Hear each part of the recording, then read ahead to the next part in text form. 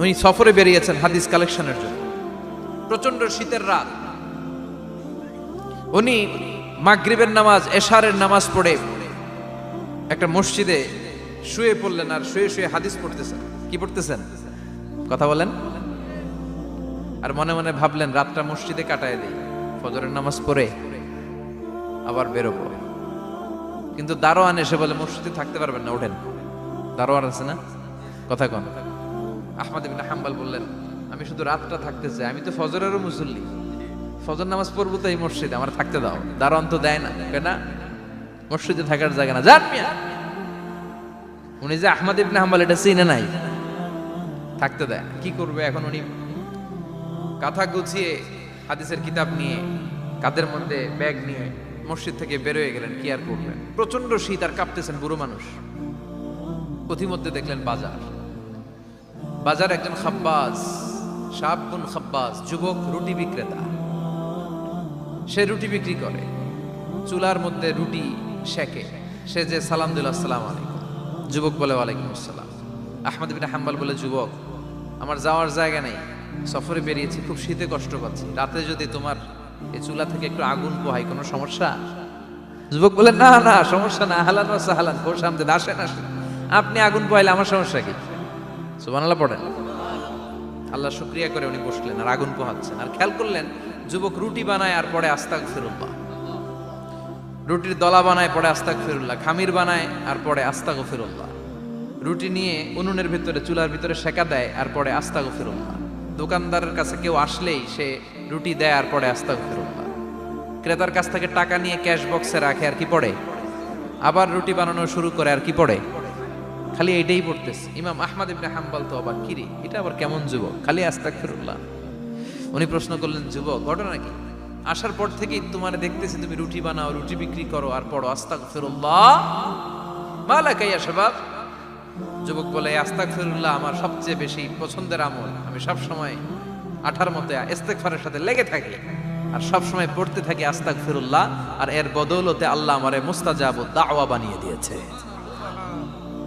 আহমদ ইবনে হাম্বল তো অবাক, আনতা মুস্তাজাবুদ দাওয়া, তুমি মুস্তাজাবুদ দাওয়া রুটিওয়ালা? আমি এত বছর হাদিস পড়াই, আমিও তো মুস্তাজাবুদ দাওয়া না, আর তুমি রুটি বেচো বাজারে, তুমি মুস্তাজাবুদ দাওয়া, তুমি দোয়া করলে সব কবুল হয়ে যায়? যুবক বলে না আনা মুস্তাজাবুদ দাওয়া, আমি আমার জীবনে যত দোয়া করেছি কবুল করে নিয়েছে কে? সব দোয়া কবুল করে নিয়েছে আল্লাহ, একটা দোয়া ছাড়া।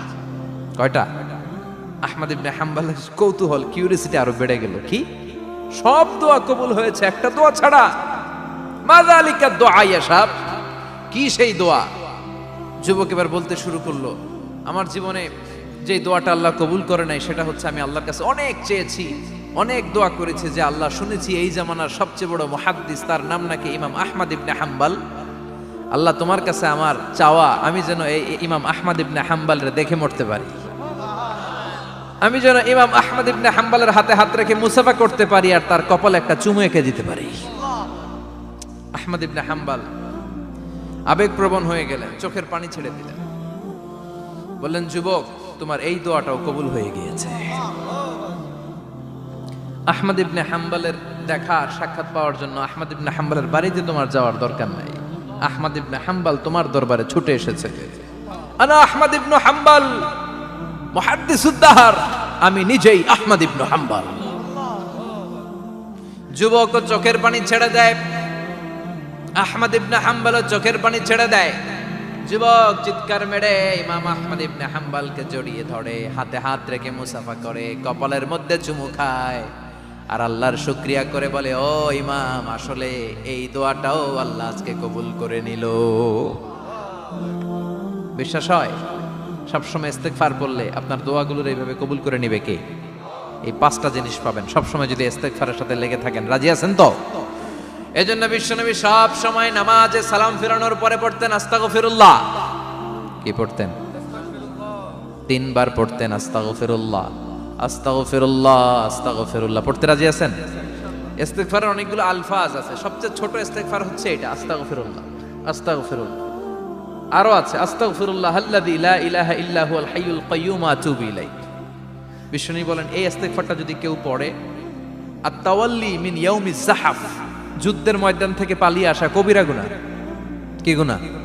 কাফেরদের সাথে যুদ্ধ, আমি তাগড়া যুবক, তলোয়ার নিয়ে নেমেছি, আমার দেহের এক ফোঁটা রক্ত থাকা পর্যন্ত আমি যুদ্ধ চালিয়ে যাব, আমি ফিরে আসতে পারবো না, আইনটা কার? ফিরে আসলে কবিরা গুনাহ।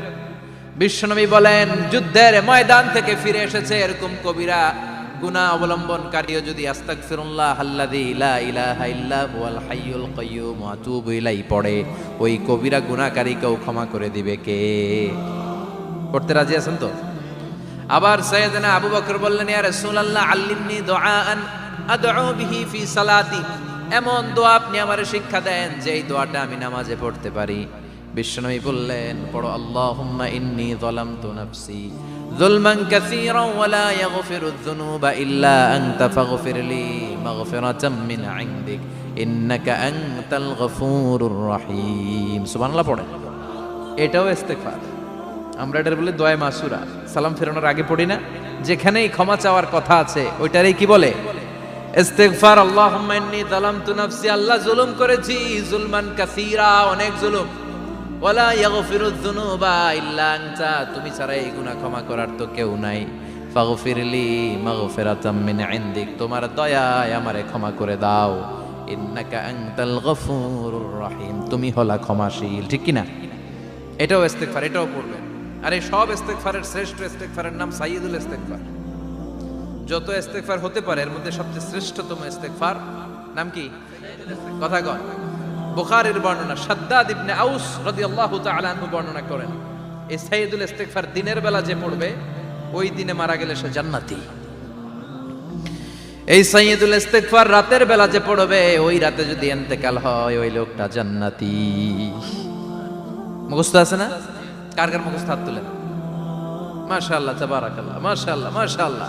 আর যাদের নাই তাদের হোমওয়ার্ক, তাদের আল্লাহুম্মা আনতা রাব্বি লা ইলাহা ইল্লা আনতা খালাকতানি ওয়া আনা আবদুক ওয়া আনা আলা আহদিকা ওয়া ওয়া'দিকা মাস্তাতা'তু আউযু বিকা মিন শাররি মা সানা'তু আবু'ু লাকা বিনি'মাতিকা আলাইয়া ওয়া আবু'ু লাকা বিযামবি ফাগফিরলি ফাইন্নাহু লা ইয়াগফিরুয যুনুবা ইল্লা আনতা।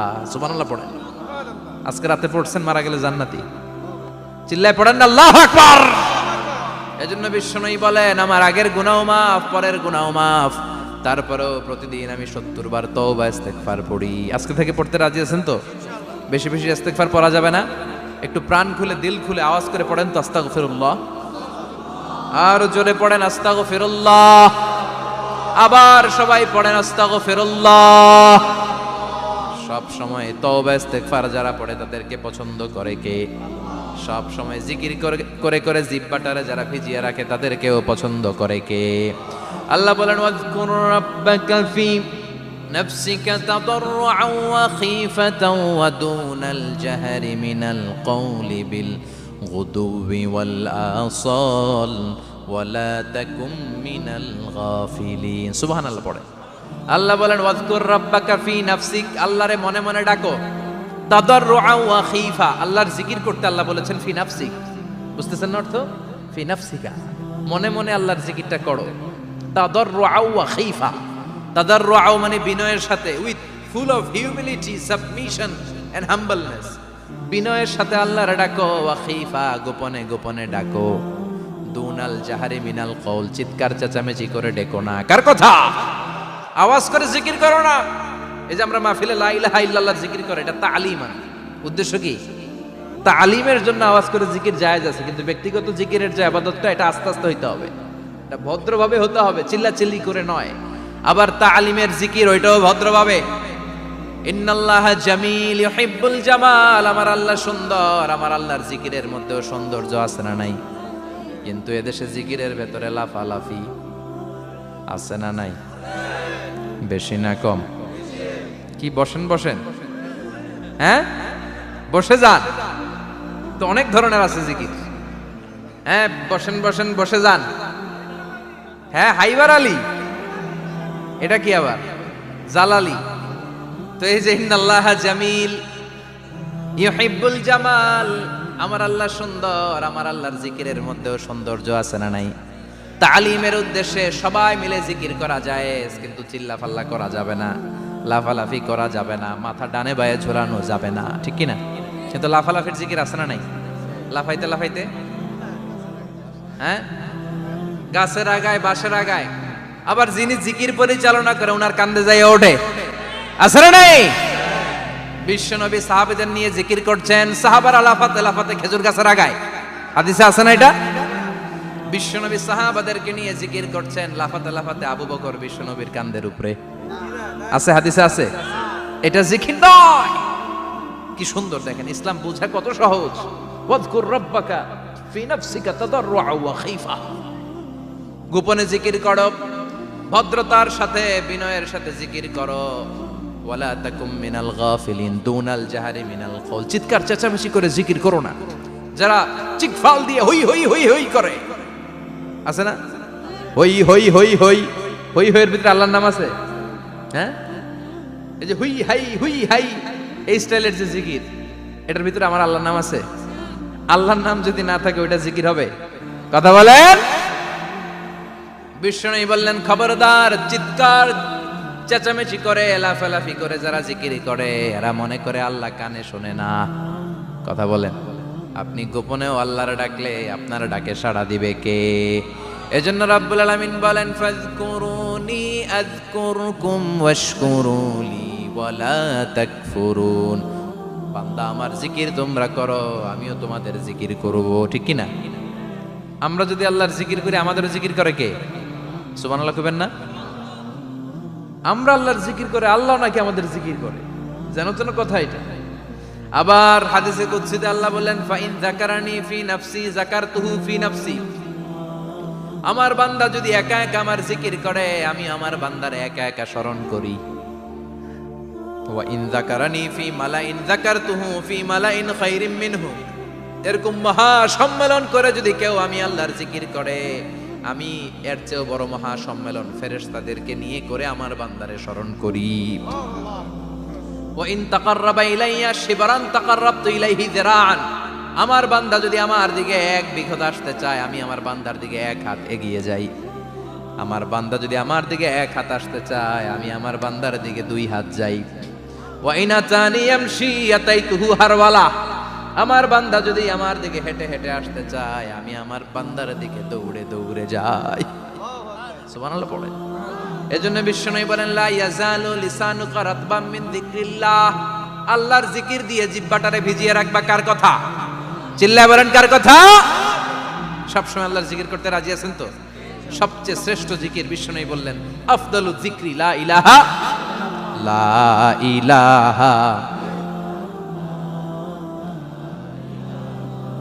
লা ইলাহা ইল্লাল্লাহু মুহাম্মাদুর রাসূলুল্লাহ সাল্লাল্লাহু। সবচাইতে শ্রেষ্ঠ জিকির লা ইলাহা। এর চেয়ে শ্রেষ্ঠ জিকির আছে? কথা বলেন। বিশ্বনবী বললেন, মান ক্বালা লা ইলাহা ইল্লাল্লাহ সিদকান মিন কলবিহি।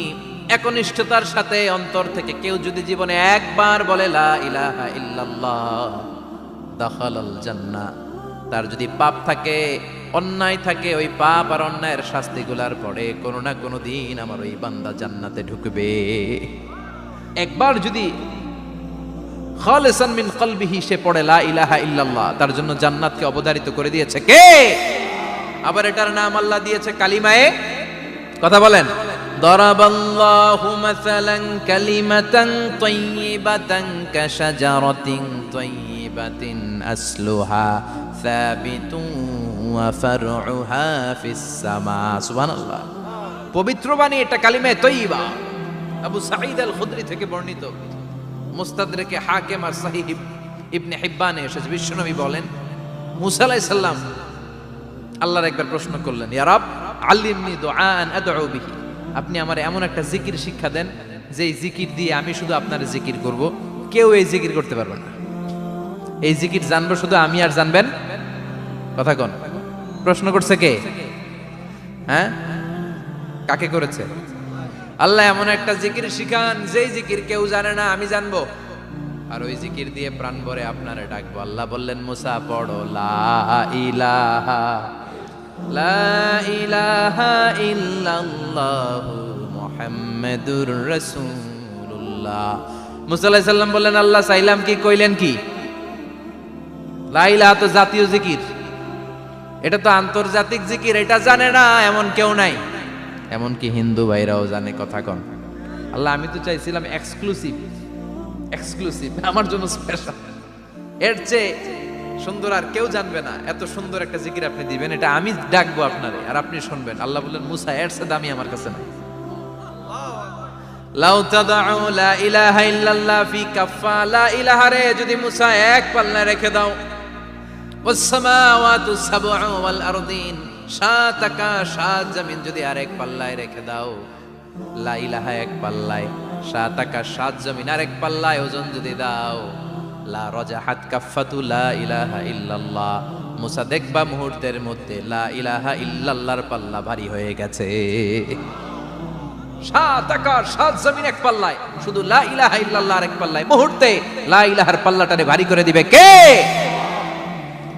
এটা বিপ্লবী বাণী। আমরা এটার ভিক্ষার মধ্যে লাগাইছি। এখন ভিক্ষা করার সময় লা ইলাহা আছে না নাই? একটা টাকা দিয়া যান, আমি গরিব ইনসান আর সমান, একটা টাকা দিয়া যান, আমি গরিব ইনসান, আছে না নাই? জুমার নামাজের সময় ভিক্ষা করে, একটা টাকা দিয়া যান, আর লা ইলাহার জিকির লগে, আছে না নাই? এটা আমরা ভিক্ষার জিকির বানাইছি। এটা তো বিপ্লবী বাণী। এই বাণীর পক্ষে যারা, তারা ন্যায় আর সত্যের পক্ষে চিল্লায় বলেন ঠিক কিনা? এই বাণীতে যারা বিশ্বাস করে, তারা এক আল্লাহর সামনে মাথা নত করে দেয়। গোটা পৃথিবীর কোন শক্তির সামনে ওই মাথা নত হয় না, ঠিক কিনা? এই লা ইলাহা যারা আমরা মানি, আল্লাহ ছাড়া কারো সামনে মাথা নত করব? কোন শক্তি আমাদের মাথা নত করাতে পারে? এই কালেমার আন্দোলন যারা করে, তারা আল্লাহ ছাড়া পৃথিবীর কাউরে ভয় পায় না। আর তারা চায় কালেমার পতাকা পৃথিবীর মধ্যে যেন পথ করে উড়ে, ঠিক কিনা? বাংলার জমিনে কালেমার পতাকা উড়ুক, আমরা চাই কি চাই না?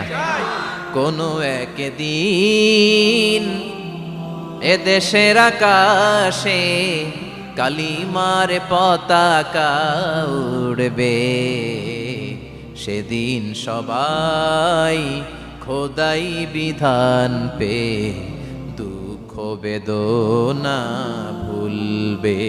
কোন একদিন এ দেশের আকাশে কালিমার পতাকা উড়বে, সেদিন সবাই খোদাই বিধান পে দুঃখ বেদনা ভুলবে। চিৎকার করে বলেন ঠিক কিনা? এই কালেমার সমাজ যদি হয়, ওই সমাজে কেউ লাঞ্ছিত হবে না, ওই সমাজে কোনো নারী নিগৃহীত হবে না, ওই সমাজের কোনো কাজের মেয়েরা ধর্ষিত হবে না, ওই সমাজে দুর্নীতি থাকবে না, ঘুষ থাকবে না, চাঁদাবাজি থাকবে না, টেন্ডারবাজি থাকবে না। সমাজটারে শান্তি দিয়ে সমৃদ্ধ করে দিবে কে? এজন্য সব সময় জিকির করতে হবে একজনের, চিল্লায় বলেন তিনি কে? শ্রেষ্ঠ জিকির হচ্ছে লা ইলাহা। করতে রাজি আছেন?